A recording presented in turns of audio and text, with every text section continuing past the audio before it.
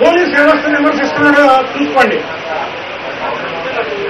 అంటే అతనికి ఈ రాష్ట్రంలో కాదు ఏ వ్యవస్థల మీద నమ్మకం లేదు అతనికి. అలాంటి వ్యక్తి ఈ రాష్ట్రానికి ముఖ్యమంత్రి కావాలన్న ఆశ మాత్రం ఉంది. జగన్మోహన్ రెడ్డి రాజకీయాల్లో ఉండి కులాల గురించి మాట్లాడడం అనేది నాకు తెలిసి ఈ రాష్ట్రంలో మొట్టమొదటి వ్యక్తి, చివరి వ్యక్తి కూడా జగన్మోహన్ రెడ్డి. మీ నాన్నగారు ముఖ్యమంత్రిగా ఉన్నప్పుడు ఎంతమంది మంత్రి పదవులు ఎలా ఇచ్చారో ఒకసారి ఆలోచించారు. మీ కులాలతో చెప్పట్లా. అలాగే ఇవాళ మీ వైఎస్ఆర్ పార్టీలో గౌరవాధ్యక్షులు ఎవరు, అధ్యక్షులు ఎవరు, మహిళా అధ్యక్షులు ఎవరు, మిగతా ఉన్నటువంటి అధ్యక్షులు ఎన్నో ఒక్కసారి ఆత్మ పరిశీలన చేసుకొని ఎదుటి మనుషుల మీద విమర్శించాల్సినటువంటి బాధ్యత మీ మీద ఉంది.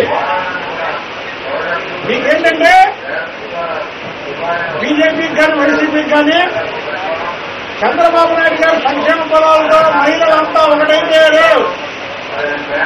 రాష్ట్రంలో ఉన్నటువంటి మహిళలందరూ కూడా చంద్రబాబు నాయుడు గారు నాయకత్వాన్ని బలపరుస్తున్నారు.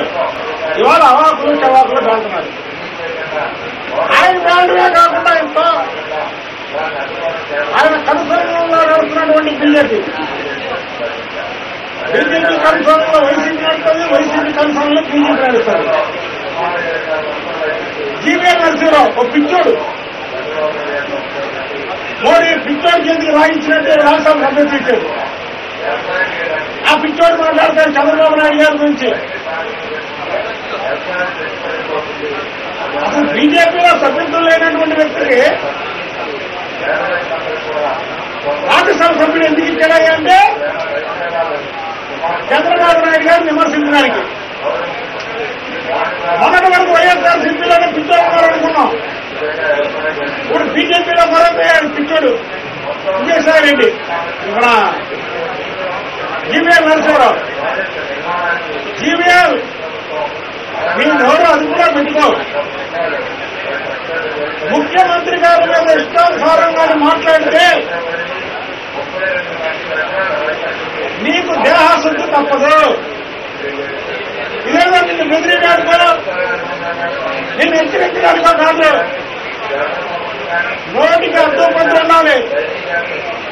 నేను ఇవాళ మాట్లాడుతున్నానంటే నిన్న మా ముఖ్యమంత్రి, ఈ రాష్ట్ర ముఖ్యమంత్రి, ఈ రాష్ట్ర ఆడపడుచులకి ఎన్నో సంక్షేమ ఫలాలు అందిస్తున్నటువంటి ముఖ్యమంత్రి మీద నోరు జాడాడు కాబట్టి ఇవాళ నేను నోరు జాడుతున్నా.